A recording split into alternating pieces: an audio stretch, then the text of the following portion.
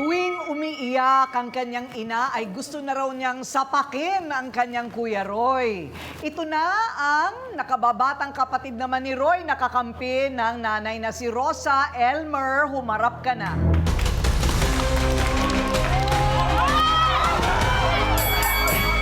Bakit naman? Teka muna, Roy, kapatid mo yan.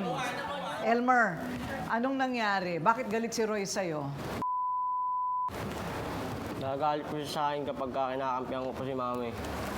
Tama naman po yung sinasabi ko na binabastos niya po si mama sa harap ng ibang tao. Tulad ng? Nagsasalita rin po siya ng mali sa harap ng ibang tao. Kaya minsan si mama napapayak na lang. Ilan taong ka na? 25 po. 25. So kasunod lang itong si Roy. Sinungaling ka rin eh, no? Oh. Bakit pinagkakaila mo ba na sinasagot-sagot mo rin ng nanay mo? Parehas lang naman kami, ma'am eh. Sinungaling din naman yun eh. Palasagot din naman yan. Makasagot ako, Palibasa pero- kasi Ma'am Junior, kaya favorite nila. Makasagot ako pero dito sir. Pero ang magkapatid hindi dapat nag-aaway.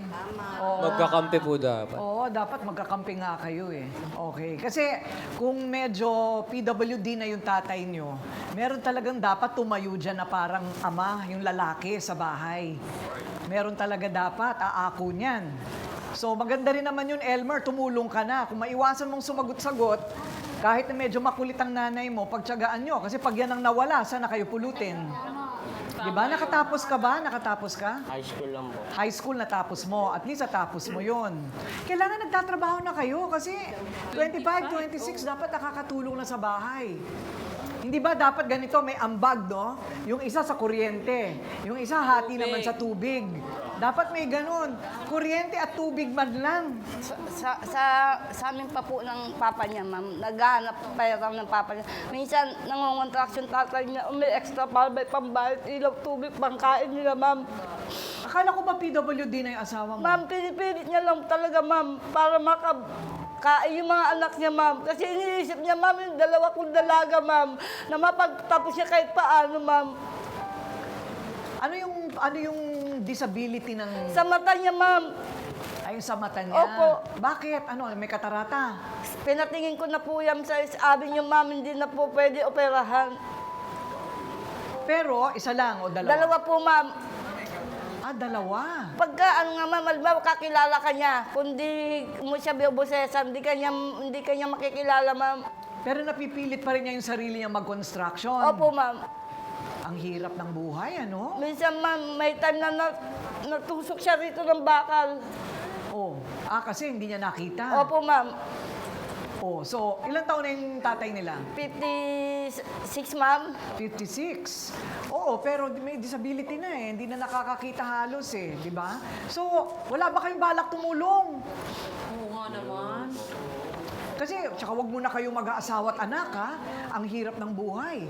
Kailangan siguro talagang magsikap kayo para makatulong kayo sa bahay. Bakit po imbis na, di ba, hindi naman siguro mahirap maghanap ng trabaho. Like yung construction, ang dali lang makapasok dun eh. Ba't Oo. hindi na lang sila yung tumulong or pumasok para makatulong sa magulang? Sila Siya na nga mismo nagsasabi mo na nauuna daw yung kanyang barkada. Huwag na yung barka-barkada, hindi maganda yan.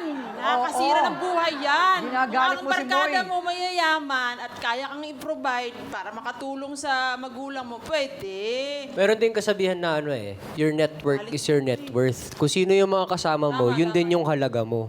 Ayun. Okay, ito na. Kakampi ni Rosa si Elmer. Ang kakampi naman ni Roy, etong si Raf. Siya naman ang nagsasabing, sumasobra naman daw talaga ang bunganga ni Aling Rosa, kaya siya sinasagot-sagot ni Roy.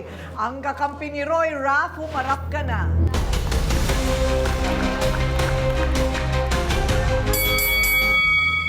So, isa ka sa tropa niya. Opo, kaibigan niya po. Ganon. Eto ngayon ang problema. Nagkakaproblema yung buong bahay dahil sabi na rin niya, sa kababarkada. Pero ano bang nakikita mo sa family life nila? Grabe naman po kasi yung magulang niya. Kung ipahiya sa labas, okay lang po sana kung isa, dalawa, tatlo na tao eh. Ikaw sa karsada po eh. Marami Ikaw po kami kasi walang tropa, marami nagmamahal kami sa'yo magkaibigan. magulang. Siyempre, nakakapahiya yung tropa ko tsaka kaibigan ko. Nakakapahiya. Ma'am, sa kanya kasi, wala siyang magulang. Kaya ginaganyan niya si Roy, kinakampihan niya. Yun na nga eh, wala na nga ako magulang. Siyempre, Sa pawa, ano, siyempre sa Ma'am. kaibigan ko, di ba? Saka Siya din, tropa ko, opo, wala na akong magulang. nakikiligo din sa amin. May magulang nga, kung hindi rin kami mahal. mahal, wala din. Diba? Pupunta po sa akin. Hindi pa daw siya kumakain. Sabi ko naman sa kanya, kahit ipangutang kita sa tindahan, okay lang eh. Kasi tropa kita, kaibigan kita eh. Diba? Ikaw natuturing kong parang kapatid ko, pamilya ko, ang tropa diba? kasi, Eh magaling kaso, lang pag mayroon. parang siyempre magulang niya, napapasama rin ako dahil kung ano sinasabi niya dito, nadadamay ako. Okay. Hindi niya po kasi nakikita, di ba? At hindi niya na naririnig. Wala naman po siya, di ba? Kaya nga po sa akin lumalapit eh. Okay. Dahil ayaw sa bahay. Ayaw Okay, niya umuwi pero sa bahay. pero ano ba, gaano ba kayo kadalas mag-inuman? Hindi naman po madalas. Oo. Tsaka yung Dalawang beses lang po siguro sa tsaka isang yung sa linggo. outing na po yan, sa outing na yan. Hindi ma'am siya Dalawang beses lang kasama. nangyari yan, pero hindi na po mauulit. Hindi na po nauulit. Tsaka yan. ma'am, hindi siya madalas sa Araw-araw kasama, yun. ma'am. Marunong ka magbenta ng fishball? Oh, Hindi, malakas nagtitinda naman po ako talaga, nakaraan. malakas. Ha? Nagtitinda po. Okay. Naano lang po talaga, ma'am. Nasiraan lang ma'am, napanis daw yung paninda niya ng kumari ko. Okay. O so, kung pupuhunanan namin ang fishball, kaya mong pwede mong pagkakitaan yon. O hindi ba? Tapos yung Malakas kita po, mo, malakas. yung kita mo, kalahati sa nanay, kalahati sa'yo. Di ba? Pwede yon.